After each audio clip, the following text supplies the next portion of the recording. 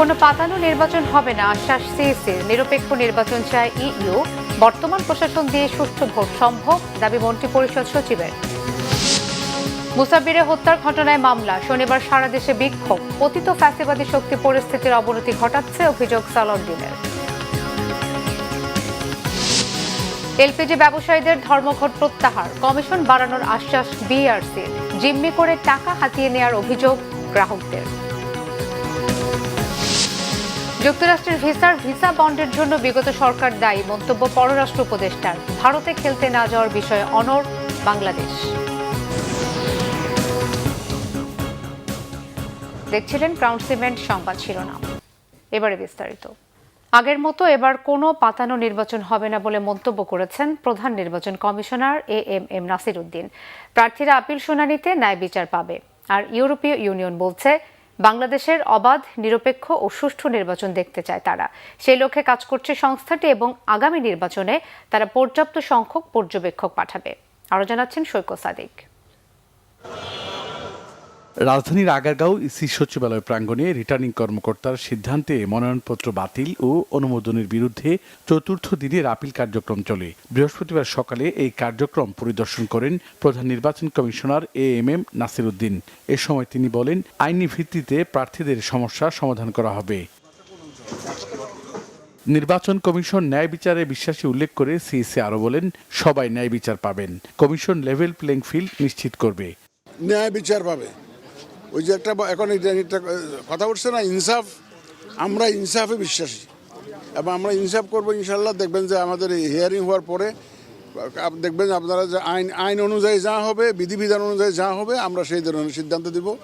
এবং আইন তো সবার জন্য সমান, সবাই তো মানতে বাধ্য হবো। কোনো পাতানো নির্বাচন হবে না, রাজপথে আমারও দরকার হবে না। কোনো পাতানো নির্বাচন দেশে ইনশাল্লাহ হবে না। বৃহস্পতিবার বিকেলে নির্বাচন কমিশনে আসেন ইউরোপীয় ইউনিয়নের পর্যবেক্ষক দলের প্রধান। সিইসির সঙ্গে দীর্ঘ বৈঠক শেষে তিনি জানান, অবাধ ও নিরপেক্ষ নির্বাচন দেখতে আগামী নির্বাচনে পর্যাপ্ত সংখ্যক পর্যবেক্ষক পাঠাবে তারা। নিরপেক্ষ পর্যবেক্ষণের জন্য ইউরোপীয় ইউনিয়ন কাজ করবে, সেই বিষয়ে আলোচনা হয়েছে। বাংলাদেশ ইইউ এর জন্য গুরুত্বপূর্ণ একটি রাষ্ট্র, তাই এই দেশের নির্বাচনের জন্য অধীর আগ্রহে অপেক্ষা করছে ইইউ। অবাধ ও সুষ্ঠু প্রক্রিয়ায় নির্বাচন আয়োজিত হবে।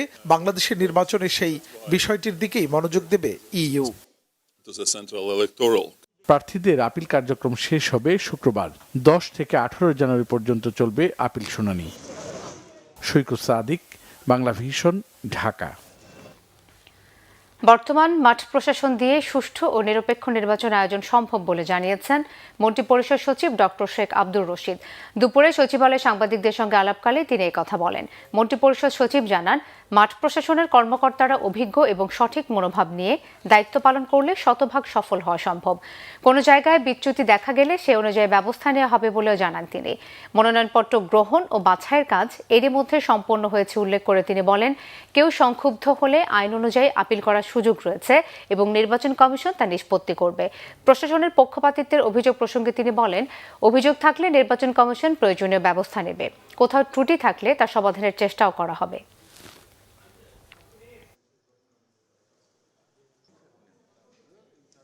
আপনাদের প্রশাসনের যে একটু যে পক্ষপাত ইত্যাদি যে কথাগুলি বলছেন, এই ধরনের অভিযোগ আপনারা এর আগেও শুনেছেন, এখনও শুনছেন এবং কেউ না কেউ কোনো কারণেও সংক্ষুব্ধ হলে তিনি এই ধরনের কথা বলে থাকেন। এখন মুক্ত তথ্য প্রবাহের যুগ, এই সময় সকলে সেভাবে কথা বলবেন।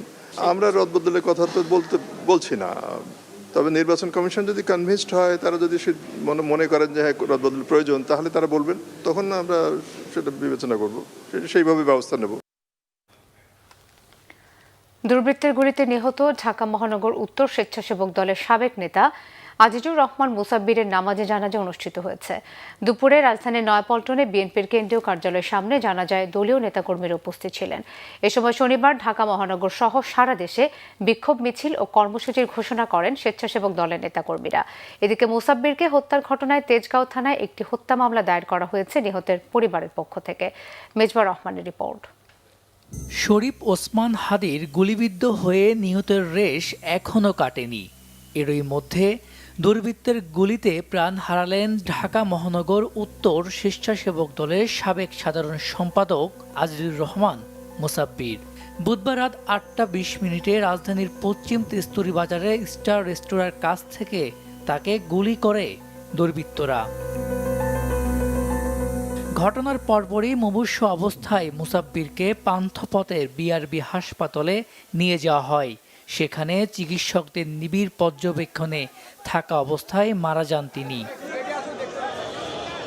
এদিকে বৃহস্পতিবার দুপুরে অনুষ্ঠিত জানাজায় অংশ নেন বিএনপির যুগ্ম মহাসচিব হাবিবুন নবী সোহেল, ঢাকা মহানগর উত্তরের আহ্বায়ক আমিনুল হক সহ বিভিন্ন পর্যায়ের নেতাকর্মীরা। এ সময় আসন্ন নির্বাচন বানচাল করার ষড়যন্ত্র করে এমন হত্যাকাণ্ড সংঘটিত হচ্ছে জানিয়ে আগামী 24 ঘন্টার মধ্যে হত্যাকারীদের গ্রেপ্তারের দাবি জানান তারা।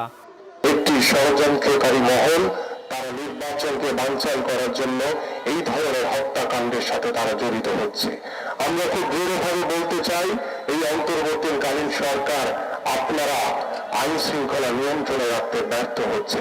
আমি আপনাদের কাছে আহ্বান করি যে আগামী 24 ঘন্টার ভিতরে আমার ভাই সহযোদ্ধা এই মুসাব্বিরের যারা হত্যাকারী তাদেরকে আইনের আওতায় এনে তাদেরকে গ্রেফতার করে দৃষ্টান্তমূলক শাস্তির ব্যবস্থা আপনারা করবেন। সরকারকে বলবো, কার্যকর ব্যবস্থা গ্রহণ করুন। মিঠে কথায় কিন্তু চিরে ভিজবে না। নির্বাচনে আছে মাত্র কয়দিন, এর মধ্যেই যদি আমাদের সহযোদ্ধাদের হত্যা করা হয় একের পর এক, তাহলে আমাদের কপালে ভাঁজ পড়ে চিন্তার যে আসলে পরিস্থিতি কোন দিকে যাচ্ছে। এদিকে পুলিশ বলছে কারা কি উদ্দেশ্যে এই হত্যাকাণ্ড ঘটিয়েছে তা উদ্ঘাটনের কাজ চলছে। না, এখন পর্যন্ত কাউকে আটক করা হয়নি। অভিযান আমরা চলতেছে। এই হত্যার ঘটনায় নিহতের পরিবারে চলছে শোকের মাতম, উদ্বিগ্ন রাজনৈতিক সহকর্মীরা। মিসবাহ রহমান, বাংলা ভিশন, ঢাকা। বিএনপির স্থায়ী কমিটির সদস্য সালাউদ্দিন আহমেদ বলেছেন, স্বেচ্ছাসেবক দল নেতার হত্যাকাণ্ড একটি বিচ্ছিন্ন ঘটনা। অনেক বিচ্ছিন্ন ঘটনা ঘটলেও তার নির্বাচনে কোনো প্রভাব ফেলবে না। দুপুরে গুলশানে চেয়ারপারসন কার্যালয়ের সামনে সাংবাদিকদের সাথে কথা বলেন সালাউদ্দিন আহমেদ। এ সময় তিনি বলেন, পতিত ফ্যাসিবাদী শক্তি দেশের গণতান্ত্রিক যাত্রাকে ব্যাহত করতে আইনশৃঙ্খলা পরিস্থিতির অবনতি ঘটাচ্ছে। তিনি জানান, অভ্যুত্থানে শহীদদের শ্রদ্ধা জানাতেই বিএনপির ভারপ্রাপ্ত চেয়ারম্যান তারেক রহমানের উত্তরবঙ্গ সফর। নির্বাচনী আচরণবিধি লঙ্ঘনের সুযোগ নেই, শহীদদের কবর জিয়ারত করা জাতির প্রত্যাশা। তিনি আরও বলেন, বৃহৎ রাজনৈতিক দল হিসেবে অনেক যোগ্যকেই চূড়ান্ত মনোনয়ন দেওয়া সম্ভব হয়নি। যারা বিদ্রোহী প্রার্থী হয়েছেন তাদের অনেকের বিরুদ্ধে সাংগঠনিক ব্যবস্থা নেওয়া হয়েছে। এরপরও প্রয়োজনে আলাপ আলোচনা করে ব্যবস্থা নেওয়া হবে বলেও জানান তিনি। আমরা দেখতে পাচ্ছি এরকম কিছু বিচ্ছিন্ন ঘটনা ঘটছে। গতকালকের ঘটনাও তারই অংশ। এটা হতে পারে পতিত ফ্যাসিবাদী শক্তির কিছু কিছু ষড়যন্ত্র এখনো তারা চালু রেখেছে, যাতে নির্বাচনকে বাধাগ্রস্ত করতে পারে, কণ্ঠকাঠিন্য করতে পারে, গণতন্ত্রের উত্তরণের পথটাকে সহজতর না করতে পারে। কিন্তু তাদের সেই প্রচেষ্টা কখনো সফল হবে না। এদেশের মানুষ প্রতিজ্ঞাবদ্ধ এবং অঙ্গীকারাবদ্ধ, গণতন্ত্রে তারা ফিরবেই এবং একটি সুষ্ঠু, নিরপেক্ষ, অবাধ নির্বাচনের জন্য আমরা সবাই অপেক্ষা করছি, সারা জাতি অপেক্ষমান। মৃত্যুর 10ম দিনেও সাধারণ মানুষের শ্রদ্ধা ও ভালোবাসায় সিক্ত হচ্ছেন সাবেক প্রধানমন্ত্রী বেগম খালেদা জিয়া। তার প্রতি জনগণের শ্রদ্ধা নিবেদন যেন এক অবিরাম ভালোবাসার স্রোত। পরবর্তী প্রজন্মকে ইতিহাসের বীরদের সাথে পরিচয় করিয়ে দিতে মাজার প্রাঙ্গণে পরিবারের অভিভাবকদের সাথে দেখা মিলছে ছোট্ট শিশুদেরও। বিস্তারিত মামুন আবদুল্লাহ রিপোর্টে। অন্য সব দিনের মতোই ভোরের আলো ফোটার সাথে সাথে বেগম জিয়ার মাজারে বাড়তে থাকে সর্বস্তরের মানুষের ভিড়। শুধু রাজধানীর ঢাকাই নয়, দেশের বিভিন্ন প্রান্ত থেকে আসছেন বেগম জিয়ার আদর্শে অনুপ্রাণিত ভক্তবৃন্দ। সেই কাতারে সামিল বৃদ্ধ থেকে শিশু, সব বয়সী মানুষ। খালেদা জিয়া অনেক ভালো ছিলেন, তার মাজারে আমরা দোয়া করতেছি। বেগম জিয়ার পথেই আমরা চলতে চাই, চলবো ইনশাল্লাহ। আমরা যতদিন বেঁচে থাকি ওনাকে আমরা সর্বাত্মক সমর্থন ওনার ফ্যামিলিকে আমরা দিয়ে যাব। শহীদ রাষ্ট্রপতি জিয়াউর রহমান সাহেব যে গণতন্ত্রের মশাল বেগম খালেদা জিয়ার হাতে দিয়ে গিয়েছিলেন, সেটা উনি ধারণ করেছেন এবং গণতন্ত্রকে এই দেশের গণতন্ত্রের ভিত্তিমূল উনি স্থাপন করেছেন। খালেদা জিয়া, জিয়াউর রহমান ওরা কী রকম ছিল, ব্যক্তি হিসাবে কীরকম ছিল, ওদের এখন এগুলিতে তো বহু কিছু হয়তো পাবে, কিন্তু বাস্তবতায় তারা এগুলি দেখবে না। কাজে আমরা যদি একটু ওদেরকে স্মৃতিচারণটা করাইতে পারি, তাহলে ওদের দেখা দেখি ওরা একটু কিছু শিখবে। মিছিলে মিছিলে মানুষের আগমন, তবু নেই কোনো স্লোগান। নীরবতায় দলের সাবেক চেয়ারপারসনকে স্মরণ করছেন নেতাকর্মীরা। দোয়া মোনাজাতে সিক্ত হচ্ছেন তারা। জীবিত অবস্থায় যেমন সমস্ত জাতিকে ঐক্যবদ্ধ করেছিলেন, তিনি বিদায় নেওয়ার সময় আবার সমস্ত জাতিকে ঐক্যবদ্ধ করলেন। আমরা সেই নেত্রীর বাজারে কবরে আমরা ফুল দিয়ে শ্রদ্ধা জানাতে এসেছি। আল্লাহ জানি ওনাকে বেহেশত নসিব করেন। একজন মানবিক রাষ্ট্র পরিচালক হিসাবে এবং তার বিশাল কর্মী বাহিনীকে তার বুকের ভিতর রেখে স্বৈরাচার বিরোধী আন্দোলনে তার সফলতার পথটা আমরা সবসময় অনুসরণ করব। মাজার জিয়ারতে লক্ষণীয় বিষয় ছিল ছোটদের উপস্থিতি। অভিভাবকরা বলছেন, জিয়াউর রহমান ও খালেদা জিয়ার সংগ্রামী জীবনের সাথে পরিচয় করিয়ে দিতেই শিশুদের নিয়ে আসা। ছেলে দেখবে, কারণ আমরা যখন রাজনীতিটা দেখেছি 90-এর গণ অভ্যুত্থান, তখন কিন্তু উনি নেত্রী ছিল। ওনাকে আমার ভালো লাগে তখন থেকে।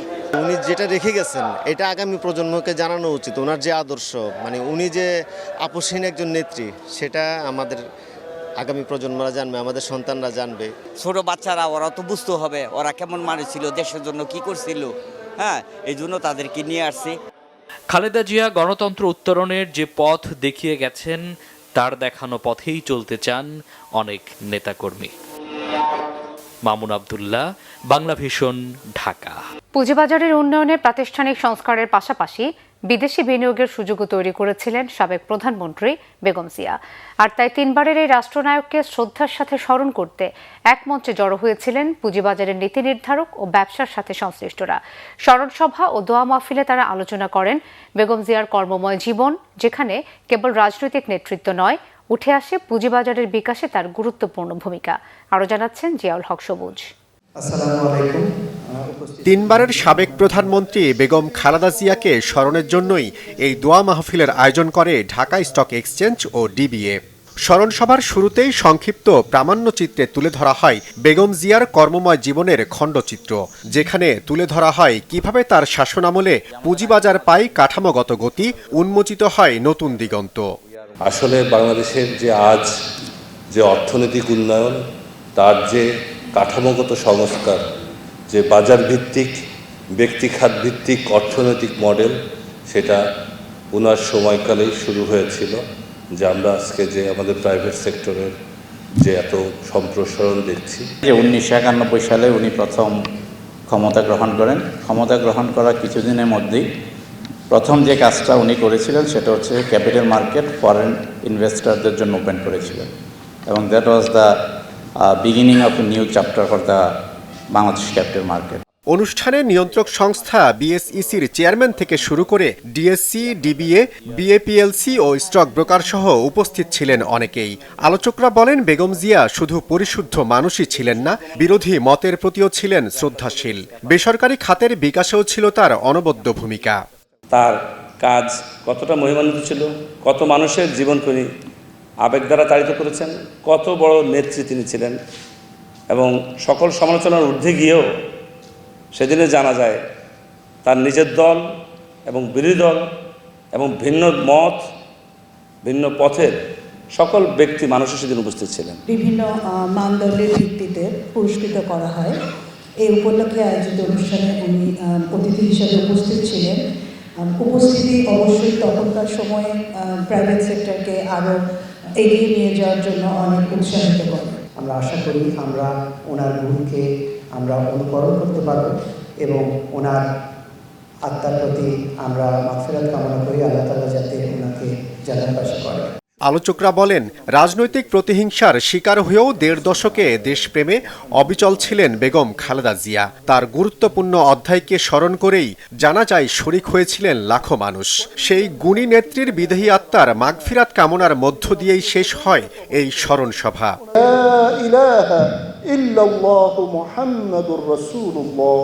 জিয়াউল হক সবুজ, বাংলাভিশন, ঢাকা। যৌক্তিক দাবি মেনে নেওয়া হবে বাংলাদেশ এনার্জি রেগুলেটরি কমিশন বিইআরসির এমন আশ্বাসে ধর্মঘট প্রত্যাহারের ঘোষণা দিয়েছে এলপি গ্যাস ব্যবসায়ী সমিতি। খুচরা পর্যায়ে ২,০০০ টাকা বেশি সিলিন্ডারের দাম নেবার ঘটনা লজ্জাজনক বলে মন্তব্য করা হয় সংগঠনটির পক্ষ থেকে।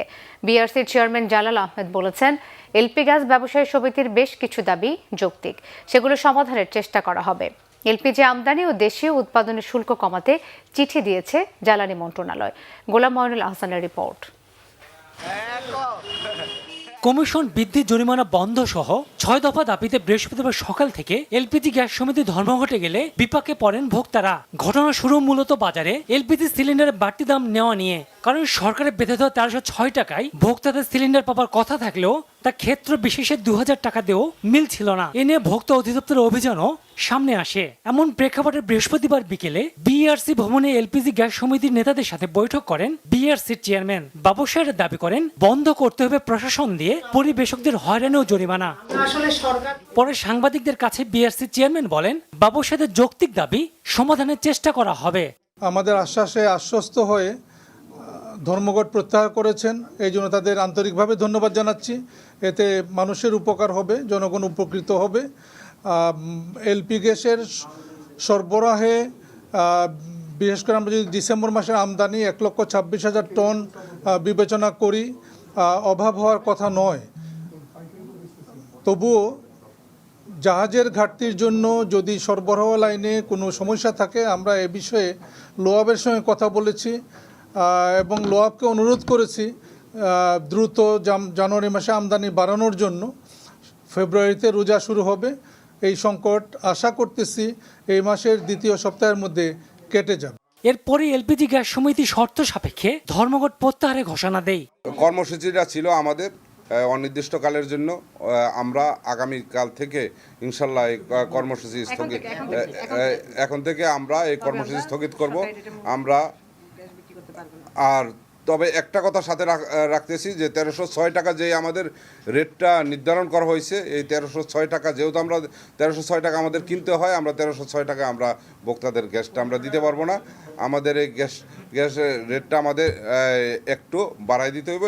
এদিকে উৎপাদন পর্যায়ে ভ্যাট ও ট্যাক্স অব্যাহতি ও আমদানি পর্যায়ে এলপি গ্যাসের ভ্যাট ১৫% থেকে নামিয়ে ১০% নির্ধারণ করতে জাতীয় রাজস্ব বোর্ডকে চিঠি দিয়েছে জ্বালানি ও খনিজ সম্পদ বিভাগ। গোলাম মঈনুল আহসান, বাংলা ভিশন, ঢাকা। যুক্তরাষ্ট্রের ভিসার আবেদনের ক্ষেত্রে বাংলাদেশি নাগরিকদের ভিসা বন্ড বা জামানত আরোপের জন্য বিগত সরকার দায়ী, মন্তব্য পররাষ্ট্র উপদেষ্টা মোহাম্মদ তৌহিদ হোসেনের। ভারতে অনুষ্ঠেয় টি-20 বিশ্বকাপ খেলতে না যাওয়ার বিষয়ে বাংলাদেশের অনড় অবস্থানের কথাও জানান তিনি। বলেন, টি-20 বিশ্বকাপ বাংলাদেশ খেলবে, কিন্তু ভারতে নয়। বিস্তারিত আসমা আক্তার নুপুরের রিপোর্টে। ক্রিকেট নিয়ে ঢাকা দিল্লি সম্পর্কে টানাপোড়েন। আইপিএল থেকে বাংলাদেশি পেসার মোস্তাফিজুর রহমানকে কলকাতা নাইট রাইডার্স থেকে বাদ দেওয়ার জেরে ভারতে টি-20 বিশ্বকাপ খেলতে না যাওয়ার সিদ্ধান্ত বাংলাদেশের। এবার যুব ও ক্রীড়া উপদেষ্টা আসিফ নজরুলের সুরেই কথা বললেন পররাষ্ট্র উপদেষ্টা মোহাম্মদ তৌহিদ হোসেন। বৃহস্পতিবার পররাষ্ট্র মন্ত্রণালয়ে সাংবাদিকদের সঙ্গে আলাপকালে উপদেষ্টা জানালেন তার মন্ত্রণালয়ের এমন মনোভাবের কথা। হিন্দুত্ববাদী সংগঠনগুলির যে একটা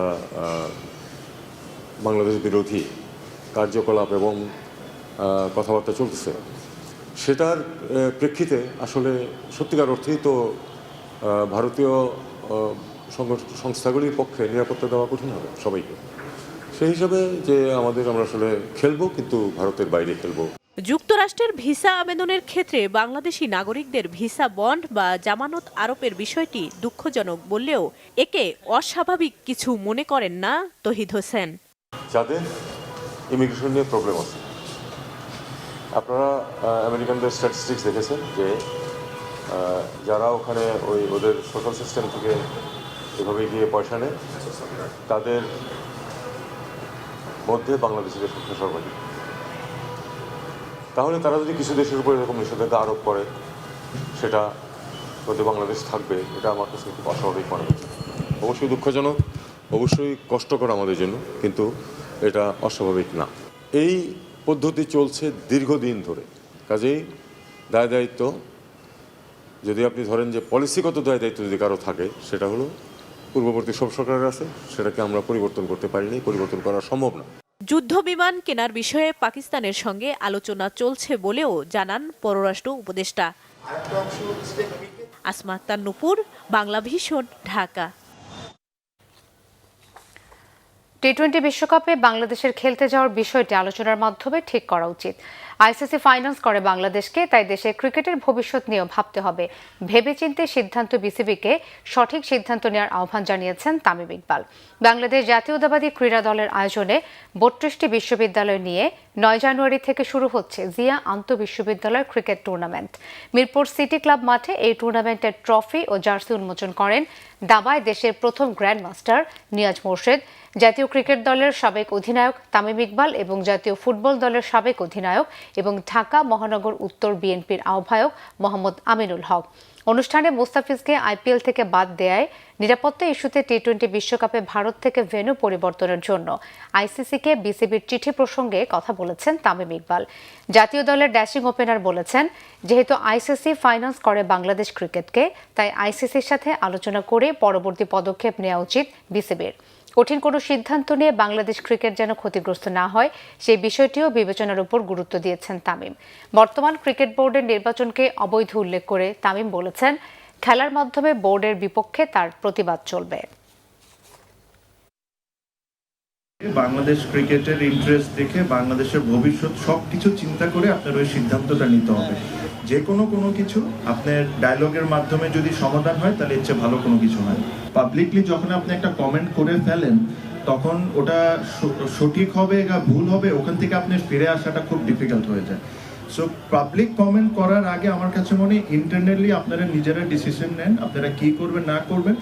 লাস্ট মুহূর্তে যায় আপনি পাবলিক কমেন্ট করেন, হয়তো খুব আর্লি যখন আপনি করে ফেলেন তখন আবার আপনি পিছনে আসতে পারেন না। জনস্বার্থ ও চিকিৎসা ব্যয় সহনীয় রাখতে প্রায় 30 বছর পর নতুন করে 136টি সহ 295টি অত্যাবশ্যকীয় ওষুধের তালিকা অনুমোদন দিয়েছে উপদেষ্টা পরিষদ। এসব ওষুধ এখন থেকে সরকার নির্ধারিত দামে বিক্রি করতে হবে কোম্পানিগুলোকে। উপদেষ্টা পরিষদের বৈঠকে সিদ্ধান্ত হয়েছে, অত্যাবশ্যকীয় ওষুধ ছাড়াও বাকি 1100 ওষুধের দামও নির্ধারণ করবে সরকার, তবে কোম্পানিগুলো সরকার নির্ধারিত মূল্যের 15% বাড়াতে কমাতে পারবে। রিপোর্ট সৈয়দ আব্দুল মুহিতের। ওষুধের দাম বেশিরভাগ ক্ষেত্রে কোম্পানিগুলোর ইচ্ছা মাফিক নির্ধারিত হয়, আর দাম বাড়ানো হয় কোনো কারণ ছাড়াই। অতি গুরুত্বপূর্ণ পণ্য হওয়ায় ওষুধের দাম নিয়ে খুব একটা প্রশ্ন তোলে না কেউই। কয়েক মাসের ব্যবধানে ওষুধের দাম বেড়ে দ্বিগুণ হওয়ার নজিরও আছে। এমন বাস্তবতায় ওষুধের মূল্য বৃদ্ধির লাগাম টেনে ধরতে অন্তর্বর্তী সরকার টাস্ক ফোর্স গঠন করে। বৃহস্পতিবার প্রধান উপদেষ্টা ডক্টর মোহাম্মদ ইউনূসের সভাপতিত্বে উপদেষ্টা পরিষদের বৈঠকে 295টি অত্যাবশ্যকীয় ওষুধ অনুমোদন দেয় অন্তর্বর্তী সরকার। পরে রাজধানীর ফরেন সার্ভিস একাডেমিতে এ নিয়ে ব্রিফিং করেন প্রধান উপদেষ্টার স্বাস্থ্য বিষয়ক বিশেষ সহকারী ডাক্তার সাইদুর রহমান। 136টি ওষুধ অন্তর্ভুক্ত হয়েছে নতুনভাবে এবারে তালিকায়, এবং মূল ব্যাপার যেটা সেটা হচ্ছে যে এই তালিকায় অন্তর্ভুক্ত ওষুধগুলোর ক্ষেত্রে আসলে এটা সরকার কর্তৃক একটি নির্ধারিত মূল্যে ওষুধগুলো বিক্রি করতে হবে। স্বাস্থ্য অর্জন, রক্ষা, চিকিৎসায় সকল ক্ষেত্রে এই সকল ল্যান্ডস্কেপের উপর আসলে একটা বড় ধরনের প্রভাব ফেলবে আজকের এই সিদ্ধান্তটা। এটা বাস্তবায়নের জন্য ভবিষ্যতে বলা হচ্ছে যে আগামীতে আসলে এটাকে এই এক্সিস্টিং ডিজিডি এর বাইরে একটা আলাদা অথরিটি করা হবে, আসলে ন্যাশনাল ড্রাগ প্রাইসিং অথরিটি। তিনি জানান, সাধারণ মানুষ ও প্রস্তুতকারী কোম্পানিগুলোর স্বার্থ বিবেচনা নিয়েই সিদ্ধান্ত হয়েছে। 4 বছর সময় দেওয়া হচ্ছে যেন পর্যায়ক্রমে ইন্ডাস্ট্রিগুলো এটা কোপ আপ করতে পারে, কিন্তু এটা নিশ্চিত করা হচ্ছে যে এই ওষুধগুলোর মূল্য নিয়ন্ত্রণ করা হবে, নির্ধারণ করা হবে। এর বাইরে আরও প্রায় 1100 ওষুধ থাকবে, সেগুলোকেও আসলে বলা হচ্ছে যে সেগুলোর জন্য উৎপাদকরা প্রস্তাব করবেন, কিন্তু সেগুলোর জন্যও আসলে এই মিডিয়ান প্রাইস ওখানে খুবই একদম একটা ভালো জিনিস বলা হচ্ছে যে ইন্টারনাল রেফারেন্স এবং ইন্টারনাল রেফারেন্স প্রাইসিংয়ের মাধ্যমে আসলে এই বাকি ওষুধগুলোর ক্ষেত্রে যদি 7-এর বেশি উৎপাদক হয় তাহলে ইন্টারনাল রেফারেন্স প্রাইসিংয়ের মাধ্যমে তাদেরকে একটা 15% রেঞ্জের মধ্যে আসতে বলা হবে। এ সময় প্রেস সচিব শফিকুল আলম জানান, ব্যক্তিগত তথ্য উপাত্ত সুরক্ষা অধ্যাদেশে কোম্পানির ক্ষেত্রে শাস্তি কারাদণ্ডের পরিবর্তে অর্থদণ্ডের বিধান করা হয়েছে। আগে সকল ডেটার একটি সিনক্রোনাস লোকাল ব্যাকআপ রাখতে বলা হয়েছিল, এখন শুধুমাত্র ক্রিটিক্যাল ইনফরমেশন ইনফ্রাস্ট্রাকচারের ক্ষেত্রে সীমাবদ্ধ করা হয়েছে। এই জায়গাটায় শুধুমাত্র আপনি বাংলাদেশে আপনার এটা রাখার বিধান রাখা হয়েছে। সৈয়দ আব্দুল মুহিত, বাংলা ভিশন, ঢাকা। বদিউল আলম মজুমদার বলেছেন, গণতন্ত্র কার্যকর করতে হলে সংখ্যালঘু সহ সবার অধিকার নিশ্চিত করতে হবে। রাজধানীর সিরডাপ মিলনায়তনে সেন্টার ফর গভর্নেন্স আয়োজিত সেমিনারে একথা বলেন তিনি। বলেন, আসন্ন নির্বাচনে যেন সবাই ভোট দিতে পারে, সংখ্যালঘু সহ কেউ যেন ভোট দিতে গিয়ে ভয়ভীতির শিকার না হন। সংখ্যালঘুদের নিরাপত্তার বিষয়ে রাজনৈতিক দলগুলোর ইশতেহারে উল্লেখ করার পরামর্শ বিশ্লেষকদের। বক্তারা বলেন, সংখ্যালঘুরা নির্বাচনের আগে, নির্বাচনের সময় এবং পরে ভয়ের মধ্যে থাকে। এটা খুব উদ্বেগের বিষয় বলেও জানান তারা। বক্তারা আরও বলেন, বর্তমান সরকার নাগরিকদের নিরাপত্তা দিতে সম্পূর্ণ ব্যর্থ হয়েছে। যত দ্রুত সম্ভব এই সরকারের বিদায় নেওয়া উচিত বলেও মন্তব্য করেন তারা। বলেন, একটা দেশ কেমন আছে তা নির্ভর করে সেই দেশের প্রান্তিক মানুষরা কেমন আছে তার উপর। সেমিনারে বক্তারা বলেন, ছলে বলে ক্ষমতায় গিয়ে ক্ষমতা ছাড়তে না চাওয়ায় দেশ ধ্বংস করছে। বিভিন্ন রাজনৈতিক দলের প্রতিনিধি সহ অন্যান্যরা সেমিনারে অংশ নেন। শতাধিক গুম ও হত্যার ঘটনায় মানবতাবিরোধী অপরাধের মামলায় সাবেক মেজর জেনারেল জিয়াউল আহসানের বিরুদ্ধে অভিযোগ গঠনের আদেশের জন্য আগামী 14 জানুয়ারি দিন নির্ধারণ করেছে ট্রাইব্যুনাল। বৃহস্পতিবার আন্তর্জাতিক অপরাধ ট্রাইব্যুনাল 1-এ বিচারপতি মোহাম্মদ গোলাম মর্তুজা মজুমদারের নেতৃত্বাধীন বিচারিক প্যানেলে এই মামলার শুনানি হয়। আসামের পক্ষের আইনজীবীরা জিয়াউল আহসানের বিরুদ্ধে প্রসিকিউশনের আনা 3টি অভিযোগের বিরোধিতা করে তার অব্যাহতি চেয়ে আবেদন করেন। এছাড়াও আসামের বিরুদ্ধে অভিযোগ গঠনের প্রার্থনা করেন প্রসিকিউশন। পরে আদেশের জন্য 14 জানুয়ারি ঠিক করেন ট্রাইব্যুনাল।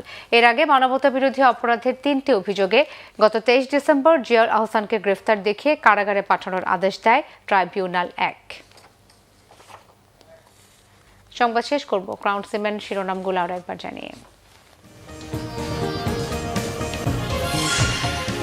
কোনো পাতানো নির্বাচন হবে না আশ্বাস সিইসির, নিরপেক্ষ নির্বাচন চায় ইইউ। বর্তমান প্রশাসন দিয়ে সুষ্ঠু ভোট সম্ভব, দাবি মন্ত্রী পরিষদ সচিবের। মুসাবিরের হত্যার ঘটনায় মামলা, শনিবার সারা দেশে বিক্ষোভ, পতিত ফ্যাসিবাদী শক্তি পরিস্থিতির অবনতি ঘটাচ্ছে, অভিযোগ সালাউদ্দিনের। এলপিজি ব্যবসায়ীদের ধর্মঘট প্রত্যাহার, কমিশন বাড়ানোর আশ্বাস বিআইআরসির। জিম্মি করে টাকা হাতিয়ে নেয়ার অভিযোগ গ্রাহকদের। যুক্তরাষ্ট্রের ভিসা বন্ডের জন্য বিগত সরকার দায়ী, মন্তব্য পররাষ্ট্র উপদেষ্টার। ভারতে খেলতে না যাওয়ার বিষয়ে অনড় বাংলাদেশ। এই ছিল এখনকার মতো। পরের সংবাদটা 10:30। এর আগে 9টায় রয়েছে নিউজ 20 দেখার আমন্ত্রণ রইল। এছাড়াও বাংলা ভিশন সংবাদ ও সংবাদ সংশ্লিষ্ট অনুষ্ঠান দেখতে ভিজিট করুন www.bvnews24.com ও facebook.com/banglavisionnews এবং সাবস্ক্রাইব করুন youtube.com/banglavisionnews। ধন্যবাদ।